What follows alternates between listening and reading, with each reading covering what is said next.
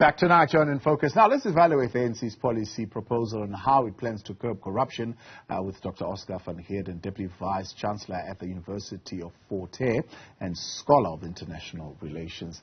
Dr. van Heerden, good evening, and thank you very much for your time. We heard also, as the President is wrapping up his address there with business at the Presidential Gala Dinner, that no, we need to end corruption. That is going to be part of the focus of this policy conference. Now, I read the document that was presented earlier on by Jeff Heerden. Quite interesting how they look at this question as what is the root of corruption. And one of the things that they mention as the root of corruption is the transition, right, of the political structure, saying, no, this government inherited the structure of corruption from the previous government.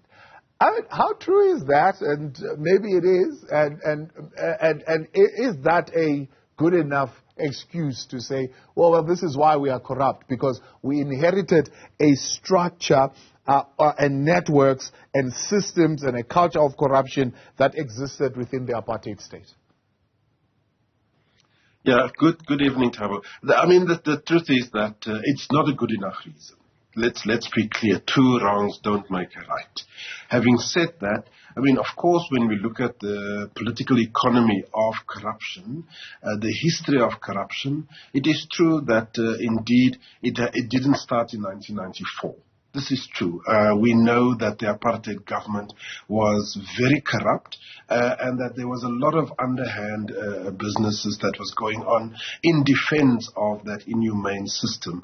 But that doesn't exclude, or that doesn't preclude the fact that under the ANC, since 1994, we have seen an exponential increase in the levels of corruption. And so I don't think one could use the history in South Africa as an excuse to suggest that this is why we are dealing with corruption. State capture was entirely a project that took place under the leadership of President Zuma and his administration, and that is why we now confidently can talk of 9 wasted years. Yeah.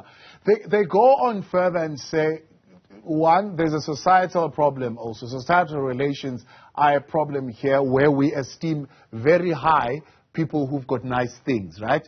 People who've got possessions. But not only that, they're saying it's also a failure for us to manage these new entrepreneurs who are coming in, so-called tenderpreneurs, who want to really rise up quickly, and therefore they have a tendency to cut corners.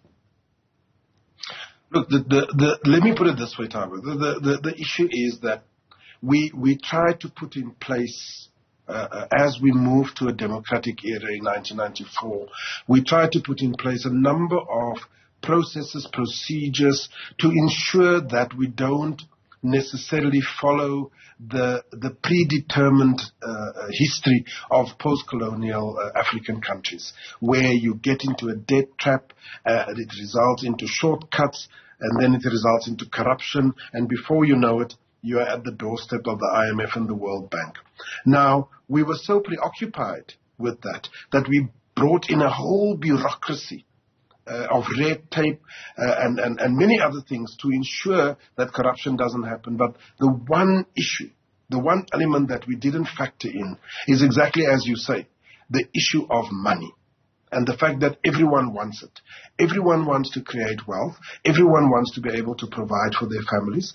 And unfortunately, we've gotten to a point where people are now able, very conveniently, to take shortcuts, to do illegality in order to actually get money.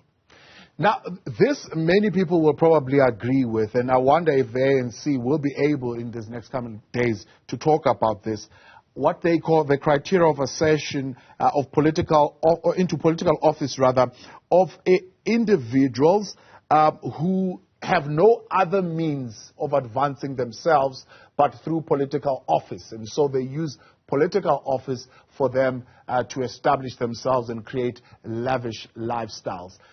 One would say that certainly is true, the use of patronage and so on and so forth. Is the ANC capable and able to deal with that? Well, this is the party problem. the ANC mustn't mention this as if it's a phenomenon that they cannot control. It is the party, the ANC themselves, all political parties for that matter, needs to make sure that they regulate and ensure that they get good, ethical people that joins the organization. It's not just a simple thing of I make an oath and therefore I can be a member. That is how simple it has become to join the ANC. So when the former President Mbeki and others talk of these elements that have crept into the ANC, that have become members of the ANC, that is un-ANC, the ANC must be blamed for allowing those people into the organization. No one else. When you are a private company or a club, you make sure that you recruit the right people that is in agreement with your principles, your objectives, and so forth. If you allow people in that violates those, then you must take the blame. So the ANC, and this is why so many parties and people are focusing and zooming in on this notion of deployment, the kind of cadres that are being deployed by the ANC, because you are deploying the wrong people, because it's the wrong people that you allow into the organization in the first place. So the ANC believes its constitution contains enough remedies to deal with people who are caught in misconduct. Do you share the same optimism? Well, no, I don't share that optimism, because then why do we find ourselves in this predicament where wrong people are coming into the party, wrong people are being deployed? We only have to look at the basket of examples at local government level. It is true, the majority of municipalities, which is the cold face of the politics with our people, is in a complete disastrous state. These are ANC-run municipalities. So I think conference must not fool themselves. This policy conference needs to take stock of very serious issues, including the constitution of the ANC. Otherwise, they are going to bear the brunt of it in 2024. The ANC's disciplinary structures, I reflect on the role they have played or role they have not played to get us to this point. Well, as you know, we besides the DC and the disciplinary committee processes, there's also the integrity committee, which is an animal that came about because corruption and so on, allegations and the likes were so rife within the ANC, but they don't have the teeth. I mentioned on a previous platform that the ANC has expelled members for far less transgressions than we have observed over the last 3-4 years. I don't want to name individuals, but people who have stepped so far outside of the framework of the ANC and the ANC discipline, and they are still members of the ANC. I find this bizarre. I don't know why the leadership of the ANC is so inept to even exert consequence management on their own members. Revised terms of reference for the Integrity Commission, do you think that kind of an instrument is really going to help?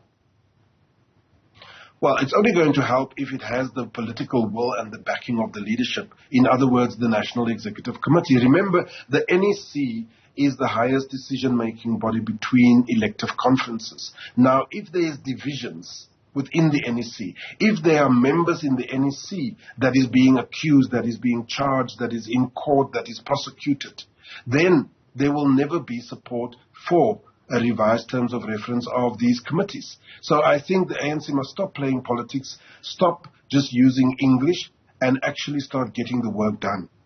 The ANC resolved then in its 54th Congress that they're going to deal with factionalism, they're going to deal with this increased corruption, this increased dishonesty, and this perception that they are not rooted in communities, they don't deliver services and so on and so forth. One of the things that they say is that they're going to demand any ANC member accused of or reported to be involved in corrupt practices account to the Integrity Commission immediately and face disciplinary processes. They are fine with that to an extent, and some of them do. Even President Cyril Ramaphosa has been saying, look, Pala Farm, I've presented myself to the Integrity Commission, and I will be presenting myself there. Some of them seem to be okay, not always in agreement with what the Integrity Commission then finds at a later stage. Look, the ANC has not dealt with factionalism, unfortunately. As we speak, Thabo, you know, we have all kinds of terminologies going around, whether it's Akwele, Akona, Taliban.